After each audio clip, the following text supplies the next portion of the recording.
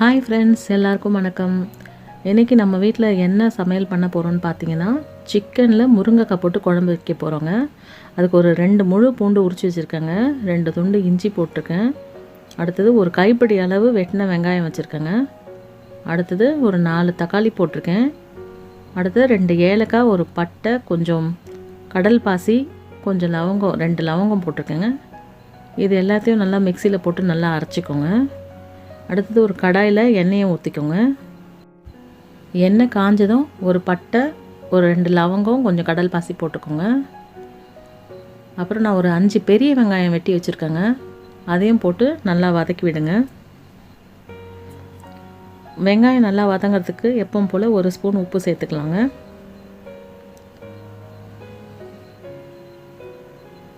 அடுத்தது நான் சோம்புக்கு தாளிக்க மறந்துட்டேன், அதனால் சோம்பையும் இப்போ போட்டு வதக்கி விட்டுறேன்.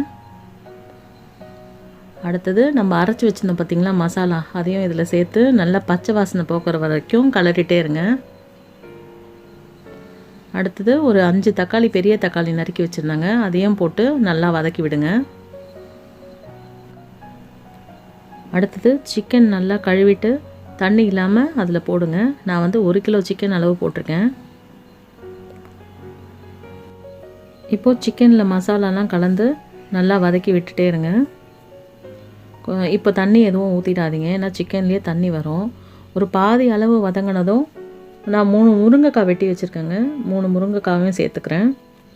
இப்போ இது எல்லாத்தையும் ஒன்றா கலரிட்டே இருங்க. முருங்கைக்காய் கொஞ்சம் வதங்கினதும் இப்போ நம்ம வந்து பொடியெல்லாம் சேர்த்துக்கலாங்க. ஃபஸ்ட்டு ஒரு ஸ்பூன் அளவுக்கு மஞ்சத்தூள் சேர்த்துக்கலாம். அடுத்தது வெறும் மிளகாத்தூள் ஒரு ஸ்பூன் சேர்த்துக்கலாங்க. தனியாத்தூள் ஒரு 1.5 ஸ்பூன் அளவுக்கு சேர்த்துக்கலாம்.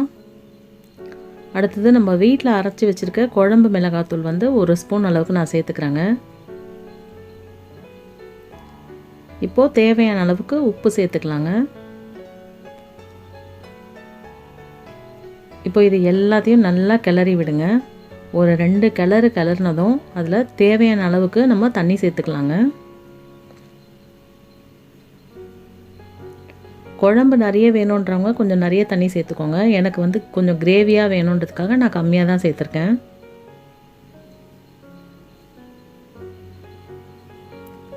குழம்பை நல்லா இப்படி கிளறி விட்டுட்டு உப்பு காரம் பார்க்குறதா இருந்தால் பார்த்துக்கோங்க.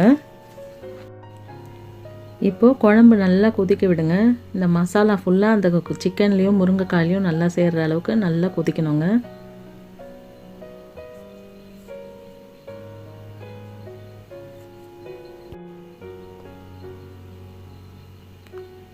அடுத்தது முருங்கைக்காய் வெந்துருச்சா பார்க்குறதுக்கு அந்த வெள்ளையாக இருக்குது பார்த்திங்களா, அது நல்ல கலர் சேஞ்ச் ஆகிருக்குங்க. அது கலர் சேஞ்ச் ஆனாலே முருங்கைக்காய் வெந்துருச்சுன்னு அர்த்தங்க. குழம்பு வந்து கொதிக்க கொதிக்க நல்ல ஸ்மெல் வந்துகிட்டே இருந்தது. முக்கியமாக ஹைலைட்டே அந்த முருங்கைக்காவோட வாசனை தாங்க.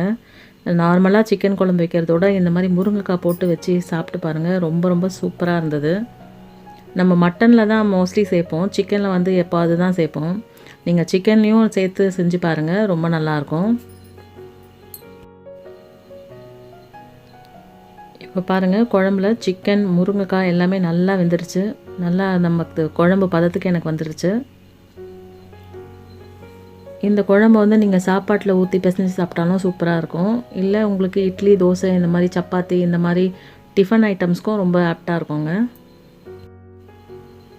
சில பேர் வந்து திக்னஸ்க்காக இதில் வந்து தேங்காய் அரைச்சி ஊற்றுவாங்க.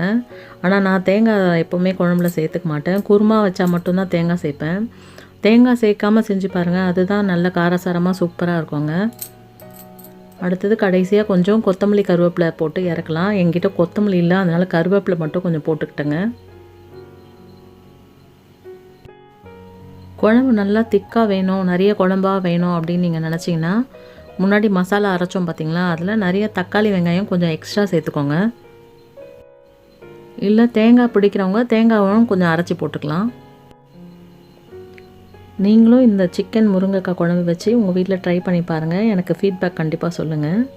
ஓகே ஃப்ரெண்ட்ஸ், இந்த வீடியோ உங்களுக்கு பிடிச்சிருந்தா லைக் பண்ணுங்கள், ஷேர் பண்ணுங்கள், மறக்காமல் நம்ம சேனலையும் சப்ஸ்கிரைப் பண்ணிவிடுங்க. தேங்க்யூ.